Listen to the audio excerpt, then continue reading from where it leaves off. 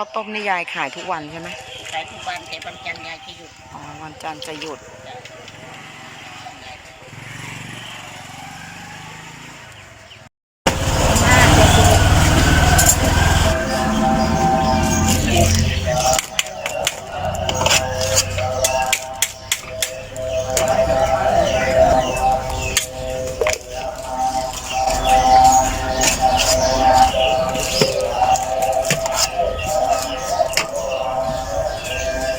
อันนี้เขาเรียกโจ๊กเนาะไม่ใช่ข้าวต้มเอาข้าวต้มโจ๊กยายจะใส่น้ำน้อย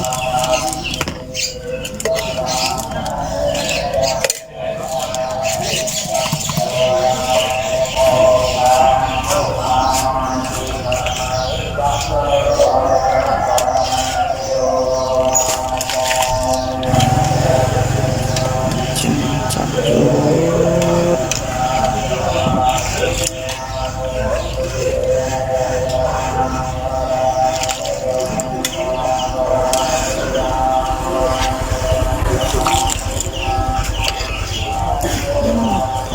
ด